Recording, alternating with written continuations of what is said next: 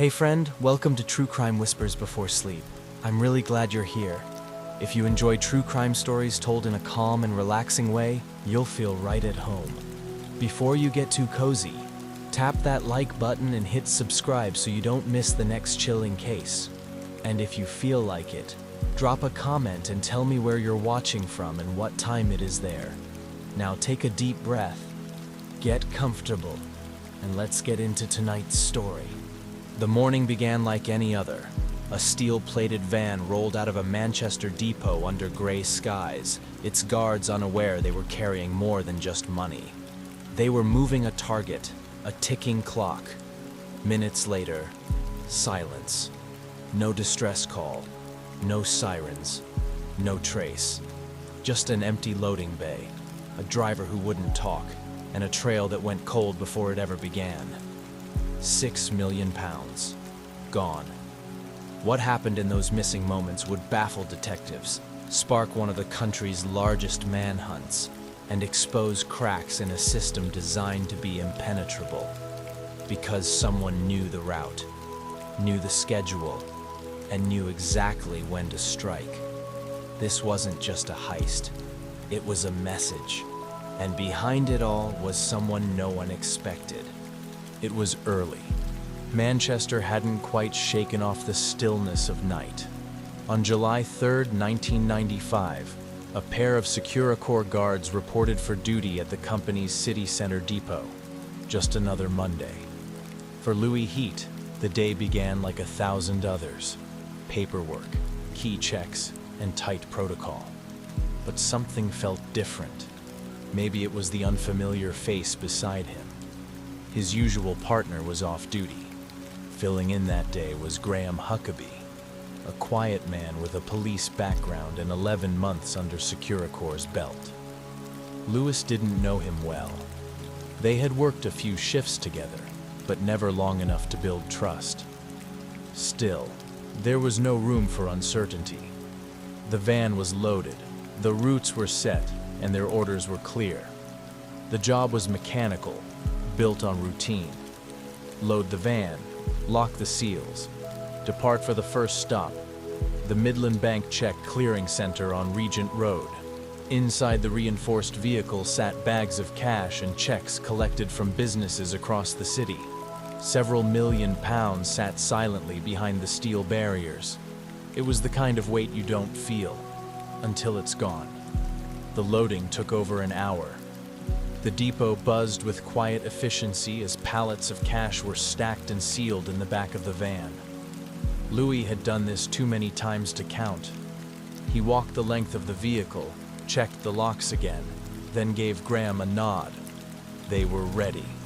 The armored van rolled out, crawling through the heart of Manchester toward the clearing center, less than 2 miles away.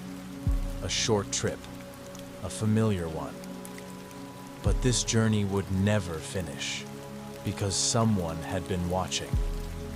The Midland Bank Check Clearing Center was a fortress, or at least, it was supposed to be. Set back from the street, hidden behind thick walls and layers of reinforced doors, the building acted like a nerve center for Manchester's financial lifeblood. Louis had passed through its airlocks dozens of times. To him, it was routine. But routine, when observed closely enough, becomes vulnerable. As the van pulled into the designated lane outside the loading bay, Louis took the lead. He was one of a handful of key custodians trusted with access to the vault. That came with strict procedure. Exit the van, show identification, enter the first security door, wait for it to close behind, and only then request entry through the second door. Each move was deliberate, timed, controlled. Behind him, Graham shifted into the driver's seat, ready to reverse the vehicle into the loading bay once clearance was granted. Inside, Louis moved through the checkpoints, swiping his ID card, confirming his face to the camera overhead, waiting for the soft metallic click of the locks. He stepped into the middle chamber, the airlock between outer world and vault. The heavy door sealed shut behind him. A second remained closed ahead, waiting for authorization. That's when something felt off.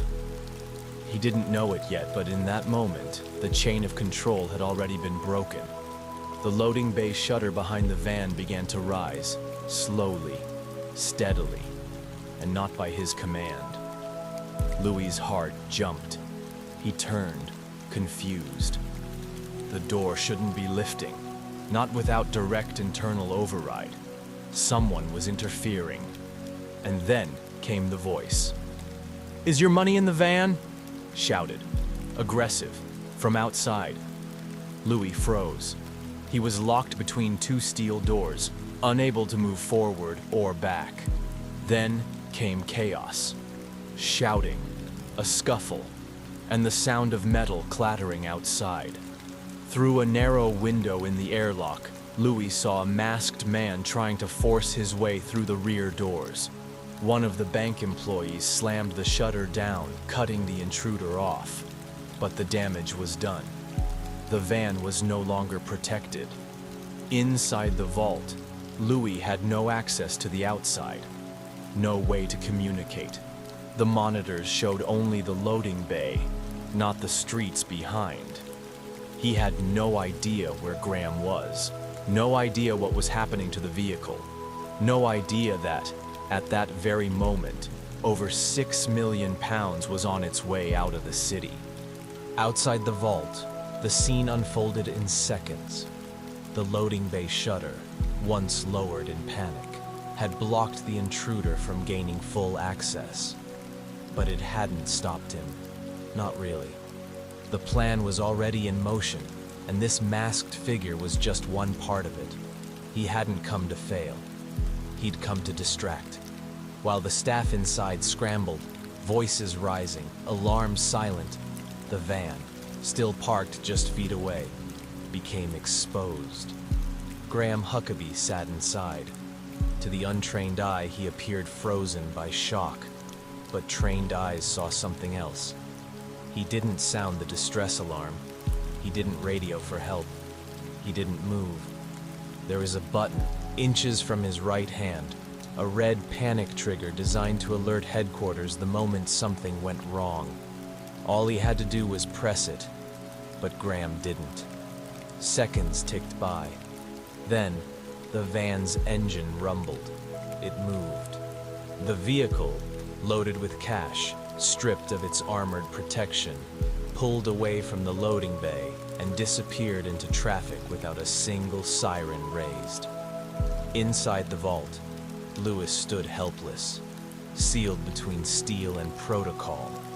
The security system meant to protect him now caged him. There was no override, no exit, only a small screen displaying the empty bay and the chilling silence that follows a clean escape. When the doors were finally unlocked, Louis burst through, his voice urgent. "The van's gone." Panic swept through the facility. Staff raced outside. Police were called. A perimeter was formed, but it was already too late. By the time the first officers arrived, the van had already vanished. The clearing center was a flurry of noise and confusion. Shouting guards, slamming doors, radios crackling to life. Louis, still reeling, kept repeating himself. "The van's gone. The van's gone." It didn't make sense. How could a vehicle that size, carrying that much money, simply disappear in daylight? But it had, and no one saw it leave. Officers fanned out across the surrounding streets. Witnesses were questioned. Surveillance posts were checked. Another call crackled over the radio. A second crime scene. Less than a mile and a half away, tucked behind an industrial estate, the Securicorps van had been found. Stripped, abandoned, and handcuffed to a nearby railing was Graham Huckabee. He was upright, calm, too calm. There were no signs of a struggle, no bruises, no broken glass, no tire marks of a wild getaway. The cash was gone, but the van was spotless, as if someone had cleaned it out with time on their hands. Detectives knew what that meant. This wasn't desperation. This was preparation. As investigators examined the van, something became clear. There had been a transfer. A second vehicle, likely a white Ford Transit, had been used to empty the contents of the cash van and move the money to a safe house. Quick, efficient, quiet. A white van had been reported near the depot just minutes before the robbery. It had also disappeared. Now police weren't dealing with one crime scene. They were juggling three. The vault, the abandoned Securicorp van, and the unknown white van, now somewhere in the wind with 6 million pounds on board. And as for Graham Huckabee, the only witness to the van's disappearance, his story was just beginning to crack. From the outside, Graham Huckabee looked like a victim, handcuffed, quiet, cooperative. But from the inside, something didn't add up. When detectives interviewed Lewis and the rest of the bank staff, one question repeated itself. Why didn't Graham trigger the alarm? Every Securicorp van had a panic button within reach, a red switch called a data trap, designed to silently alert headquarters of a hijacking or breach. Graham had been trained to use it. It was inches from his hand, but he didn't press it. When asked why, his explanation was vague. He said he froze. He was stressed. He panicked. Maybe he thought the risk of triggering it might escalate the situation. But there was no direct threat on him. No weapon to his head. No visible danger. Not yet. And to the trained eyes of the investigation team, that excuse didn't hold. Then came the second breach.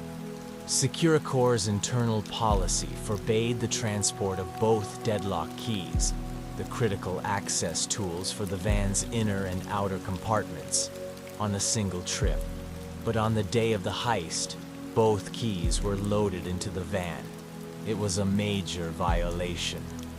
Why? Because with both keys inside, anyone with access to the vehicle could open both doors and bypass the internal locks. The same system that was supposed to protect millions had just made it easy to unload it all. Fast. And someone had taken full advantage of that. The van wasn't forced open. There were no signs of struggle or break-in. Whoever emptied it did so using the keys, like they worked for the company, like they were meant to be there. Investigators began to draw conclusions they didn't want to face. This wasn't a crew of thugs hijacking a van with brute force. This was surgical, controlled. Every move matched Securicorp's own internal procedures, as if the robbers had been trained by the company itself. One more detail unsettled the lead detective. The handcuffs Graham was found in. Too clean, too precise. Not too tight, not too loose. Just enough to play the part and leave no marks. What began as a single robbery had now sprawled into something much bigger. The first scene, the bank loading bay, was frantic but offered few clues. No fingerprints, no DNA. The masked man who tried to force entry had disappeared the moment the shutter dropped. A diversion, most likely. The second scene, where the cash van was found, was too clean. Not a single note left behind. No bags, no residue, no tools. Just an empty steel box and a guard in cuffs. But it was the third scene that finally cracked open a lead. Not far from where the Securicorp van was abandoned, investigators discovered a second vehicle, a white Ford Transit van. Parked behind an industrial unit, its back doors were open, empty, silent, forgotten, but not by chance. This was the transfer vehicle, the missing link. Everything pointed to a calculated move. After the Securicorp van was driven away, it was taken to this spot. Its contents, 6 million pounds, were then quickly offloaded into the white van. Then the original van was ditched, and Graham was left handcuffed for police to find. Clean, fast, effective. The white van had been stolen weeks earlier in London. A ghost on wheels. Detectives combed through it for evidence, and they found something. A business card wedged in the rear flooring. It wasn't much. No name, just a company, an address. But in an investigation built on silence, it was the first whisper of a trail. Meanwhile, back at the bank, the security system failed to deliver. Dozens of CCTV cameras covered the property, inside and out. But just 5 minutes before the robbery, most of the system had gone offline. A glitch or sabotage. Either way, it was catastrophic. There was no footage of the van leaving, no shot of the intruder, no image of the second vehicle. It was as if someone had planned for the cameras to die exactly when the story began. So investigators widened their net, searching for external footage from traffic cameras, storefronts, nearby intersections. Eventually, they struck a small victory. A single grainy recording of a white van tailing the Securicore vehicle minutes before the ambush. It wasn't enough to identify the suspects, but it was enough to prove this was never a coincidence. Someone had studied Securicore's playbook and rewritten it for their own score. The business card recovered from the empty white van didn't look like much. Crumpled, faded, and jammed beneath a rear floor panel. It could have easily been dismissed as trash, but the team knew better. In a crime this controlled, nothing was left behind by accident. The card was traced to a small firm operating in the outskirts of Greater Manchester, a place known to law enforcement, not for its business dealings, but for its connections. And that's when things began to shift. The name linked to the business had ties to several individuals flagged in previous investigations, men with criminal records, histories of robbery, and links to the Salford underworld. The kind of names that start appearing in the margins of case files when things turn serious. Still, it wasn't enough to charge anyone. But it was a direction, something the case badly needed. Back at Securicore, investigators returned to the vault, hoping for new leads. What they found instead were holes in procedure wide enough to drive a van through. According to the company's policy, no cash was supposed to be transported to that particular bank location, only checks. It was a standing agreement between Securicore and the Midland Clearing Center due to the risk level of physical cash drops.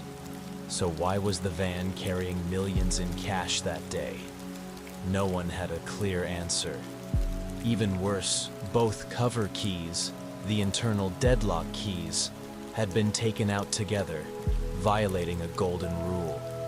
With those keys, anyone could unlock the van's compartments without needing to breach the exterior. Who approved that breach? Who knew the van would be there that morning? And why did Graham Huckabee, the only man in position to trigger an alert, do nothing? As investigators dug deeper, a theory began to emerge. The robbers didn't just know the protocols, they mimicked them. They moved like staff, acted like drivers. They accessed the van not through force, but through routine, which meant the job wasn't just well planned. It was helped from the inside. From the moment he was found, handcuffed, unharmed, and calm, Graham Huckabee had raised silent alarms. But now, those alarms were screaming. As detectives cross-examined staff, reviewed training logs, and reconstructed the van's exact movements, a pattern started to emerge. And at the center of it all stood Graham, a man who had once worn a police badge, who knew procedure inside and out, and who, by every measure, had failed to follow it. The data trap button, inches from his hand, untouched. The van's engine moments before it pulled away, already idling. His story, inconsistent. He claimed to have been overwhelmed, panicked, frozen by fear. But officers knew better. They'd seen the crime scene. There were no signs of panic, no broken mirrors, no smashed glass, no messy struggle, only a man sitting in a van, waiting. Then came the handcuffs. Too perfectly applied, too conveniently tight. Not tight enough to leave marks. It was a performance, and he was either a very lucky victim or something far more dangerous. Interviews with Graham began again. The tone shifted. No more courtesy, no more benefit of the doubt. This time the questions came harder, sharper. What exactly did he see? Why didn't he act? Who else knew the van was scheduled for that route? Then came a subtle crack. Pressed about the panic button, Graham hesitated. His voice slowed. He admitted something new. He'd been under stress. He referenced a previous robbery, one that had shaken him, left him fearful. He said he hadn't been the same since, that he froze in the moment, unsure what to do. But detectives weren't buying it. If you're trained to act under pressure, and the moment arrives, and you do nothing, that's not fear, that's intent. And the more they listened, the more they saw it. Graham wasn't just failing to protect the van. He might have helped it disappear. It started with whispers, the kind that ripple through the underbelly of a city long before they reach police files. Calls came in, not from witnesses, but from the criminal underworld itself. Men in Salford, seasoned criminals, gang members, smugglers, began asking questions, not to tip off detectives, but because even they were stunned. Who pulled this off in our backyard? It wasn't just bold, it was surgical. And no one on the street had heard a thing. That was the real clue. This didn't feel like a street job. Even Manchester's heavy hitters had been caught off guard, which meant the operation had been handled quietly, from the inside out.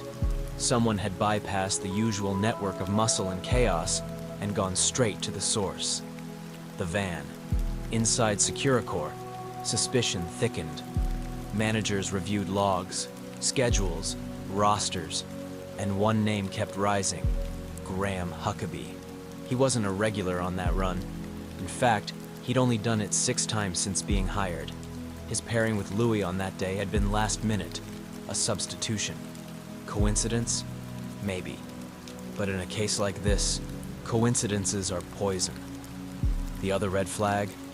His background. Former police. 11 months with Securicorps. Well-trained. Well-behaved. Too well. People with his experience don't forget to press the panic button. They don't wait quietly in a van full of cash while it's hijacked.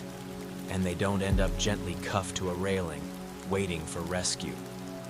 The investigative team decided Graham needed to be brought in again. But this time, they weren't asking questions to clear him.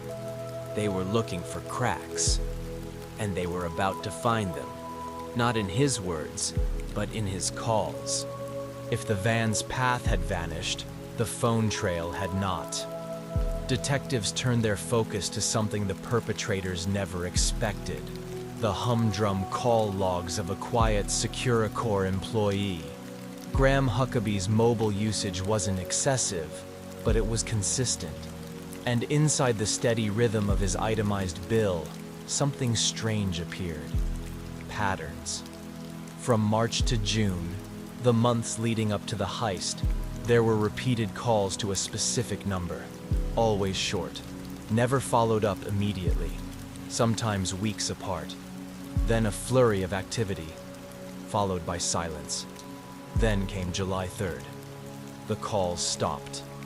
Not a single ring. Not until the day after the robbery, when they resumed as if nothing had happened. Detectives traced the number. The subscription belonged not to a known criminal, but to a woman named Nina Power.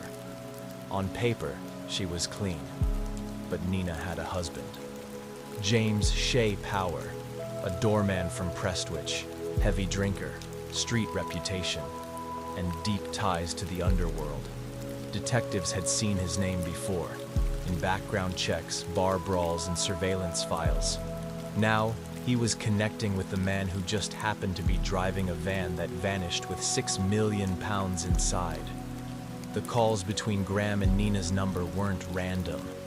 They were signals. At first, the link was circumstantial. A work friendship, a coincidence. But police weren't buying that. Especially not when surveillance teams confirmed that Shay Power and Graham Huckabee had been seen together in the weeks before the robbery. Quiet meetings in pubs, shadowed corners, whispered conversations, and they weren't alone. A third name emerged, Jimmy Hayes, known robber, repeat offender, and someone who didn't make phone calls unless there was money on the other end. Now, the web was forming. Graham's phone had reached Nina Power. Nina was tied to Shay. Shay was linked to Hayes. And Hayes? He was a man known for robbing armored vans. The circle was tightening, and detectives knew they weren't chasing a faceless gang anymore. They were chasing a network. It wasn't a spontaneous robbery, not a crime of desperation. This was a scheme, drawn in silence, stitched together by three men who, on the surface, appeared to live separate lives. But behind the facades, they had been building something big. Graham Huckabee, the inside man, a former police officer turned security driver. Quiet, disciplined, trusted. His access was their key to the van, the route, and the protocol. James Shay Power, the connector. A doorman with ties to Manchester's rougher edges. He didn't need to get his hands dirty. His job was to recruit, relay, and manage trust. Shay moved between criminals and civilians like smoke in a room. People talked to him. They trusted him. They didn't realize he was always listening. And finally, Jimmy Hayes, the executioner. Hayes was old school. A career robber who'd done time, kept quiet, and come back meaner. His name had popped up in robberies from years past. Cash jobs, violent ones. But he'd never been caught holding the bag. He didn't just plan jobs. He perfected them. Phone records proved the connection. Graham's number called Nina Power. Nina was married to Shay. Shay's circles overlapped with Hayes. And then came a fourth phone number, one tied to an address Hayes had used in a previous robbery investigation. The calls didn't lie. They revealed timing, location, and intent. Every contact pointed toward coordination. But police still needed more. A link wasn't enough. They needed to prove involvement. That these men weren't just acquaintances, but co-conspirators. So they went to work. Surveillance cameras, pub sightings, vehicle registrations, conversations picked up in beer gardens and car parks. Anything to place these three men in the same orbit, moving toward the same goal. And slowly the investigation shifted from guesswork to geometry. The lines connected, and in the center stood a van, a vault, and a betrayal. By now, detectives weren't chasing just a gang. They were unraveling a machine. The deeper they dug, the clearer it became. Graham, Shay, and Hayes weren't alone. The phone records hinted at more names, more numbers, people on the fringes of the job. Some didn't even realize what they were a part of. Others knew exactly what they'd done. One name stood out: Johnny Wilkes Wells, armed robbery priors, known associate of Hayes, and most importantly, connected by phone to multiple members of the group in the weeks before the heist. Another number surfaced, this one traced to Charles "Charlie" Knight. Charlie was no street thug. He was a career criminal, the kind that law enforcement had been trying to catch for years. He moved through London's underworld like a phantom, never staying in one place, never carrying phones registered to his own name, always just one step out of reach. But this time, they had something, a number linked to Charlie that had pinged Jimmy Hayes' phone just days before the van went missing. And then came the final link, Billy Golden. Not a robber, not a getaway driver, but a man with something the others needed, a scrapyard in East London. Golden had no convictions for robbery, but his property had turned up in more than one investigation over the years. When things needed to disappear, cars, plates, stolen metal, his yard was the last stop. And when detectives pulled Billy's phone records, they found calls to Charlie Knight, to Johnny Wilkes Wells, and once to Graham Huckabee's temporary number. Now the web had grown from 3 men to 6, each playing a role, each working a corner of the job. One planned, one watched, one drove, one scrubbed, one disappeared the evidence, and one walked back into the depot pretending to be a victim. The scope was enormous, the planning meticulous, the execution nearly perfect. But in the shadows of that silence, their mistakes were beginning to echo. Jimmy Hayes had always been a name that made detectives pause. He wasn't loud, he wasn't flashy, but wherever big money went missing, his name seemed to echo quietly in the background. He didn't brag, he didn't leave trails, but he was known, and that made him dangerous. Now, with phone records connecting him directly to Shea Power and indirectly to Graham Huckabee, Hayes was more than a ghost. He was a suspect. And the past? It wasn't helping him.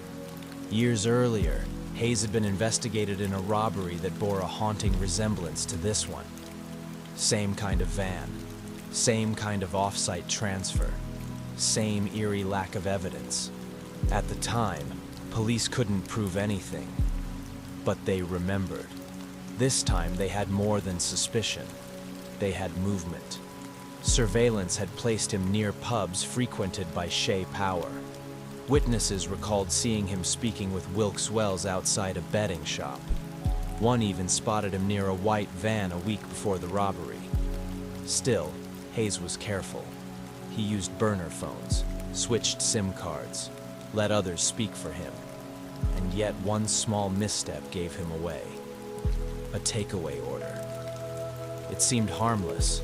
A call placed to a restaurant using a number that pinged a tower just blocks from the crime scene. The same number had dialed both Shea and Johnny Wilkes Wells earlier that day. That call tied him to the time. The phone tied him to the network. The records tied him to the heist. It was enough to pull him in. But Hayes didn't fold. Not under questioning. Not under pressure. Not even when confronted with the digital trail unraveling behind him. He gave detectives nothing. But the silence, it spoke volumes. Because innocent men don't bury their tracks with such precision. They don't hide behind second-hand phones. And they don't move in the company of thieves the week £6 million vanishes. Hayes wasn't just involved, he was deep in it. And police knew. They were closer now than ever. What began as a robbery was now something much more. As detectives traced the lines between names, calls, locations, and vehicles, they realized they were no longer just chasing a single crew. They were mapping out a network that extended across Manchester, London, and beyond. The white van used in the transfer? Stolen weeks earlier in London, from a job site with no cameras, no witnesses. The ladders used to scale the perimeter wall near the Midland Bank. Not ordinary tools, industrial-grade climbing equipment, the kind used by professionals, traced back to a construction supply yard in East London, purchased with cash. No name, no CCTV footage, the faulty CCTV system at the bank. Investigators found out the malfunction wasn't random. The recording system had been tampered with the night before. Someone had gotten in, or someone had been let in. This wasn't a sloppy smash and grab. This was military-grade planning, coordinated timelines, strategic surveillance avoidance, tactical access to deadlock keys, and silence from every single person involved. The more police pulled at the thread, the clearer it became. The van was just the centerpiece. The robbery was real, but it had been engineered with so much precision, it bordered on something else entirely. Inside access, timing that matched depot shift changes protocols known only to trained employees. At one point, detectives asked themselves a chilling question. Was this just a robbery, or was someone watching us the whole time? Because every move the robbers made was just ahead of police response. Every clue felt planted or calculated. Even the discovery of the business card. Just enough to point the case forward, but not enough to pin it. And still, the money was gone. Not a trace. Not a pound note. Not a whisper of where it ended up. The crew had vanished, and the silence that followed. It was as deafening as the robbery itself. Pressure builds differently in a major investigation. It doesn't roar. It tightens. Quietly. Patiently. And now, months after the van vanished, the case had narrowed to a single truth. They had the right men, but no money, no weapons, and no confession. That's what made it brilliant. It was a heist so clean, so deliberately staged, that even as detectives closed in, they couldn't fully lock it down. Still, the net was tightening. More surveillance confirmed that Hayes, Power, and Huckabee had crossed paths repeatedly in the weeks before the robbery. One particularly damning photo showed Hayes and Shea standing outside a pub in Prestwich, the same one tied to burner phone calls made on the morning of the crime. Meanwhile, forensic teams revisited the white van, scrutinizing every surface for DNA and fibers. One match came through. A partial print belonging to Johnny Wilkes Wells, tucked into a greasy corner of the loading floor. Not enough to convict, but enough to place him there. And finally, an anonymous tip surfaced, whispered through the criminal underworld. They never meant to keep the money together. It was broken down, laundered, gone before anyone even noticed. It explained everything. The silence, the lack of sightings, the clean van, the invisible getaway. The crew hadn't just stolen £6 million. They'd erased it, dispersed through shell businesses, funneled into fake loans, hidden behind legitimate cash businesses in Manchester and East London. By the time the police even realized what had happened, the money no longer looked like stolen money. It looked like it belonged. Warrants were issued, homes were raided, phones seized, records collected. But without a single man willing to talk, and without a recovered sum of cash, the case froze. The suspects were named, investigations ongoing, but charges? Few. Convictions? None. And the story ended not with a gunshot, or a trial, or a chase, but with a locked vault, an empty van, and £6 million that vanished into thin air. The only thing left behind was a question that still lingers today. How do you rob a city in broad daylight and make it look like nothing happened? They sealed the vault. They found the van, but the money? Gone without a trace. No alarms, no struggle, just silence. And a story no one could explain. This wasn't a robbery, it was a plan. Precise, quiet, unforgettable. If this story stayed with you, subscribe for more. Because every day we whisper another real case into the dark. Right here at True Crime Whispers Before Sleep.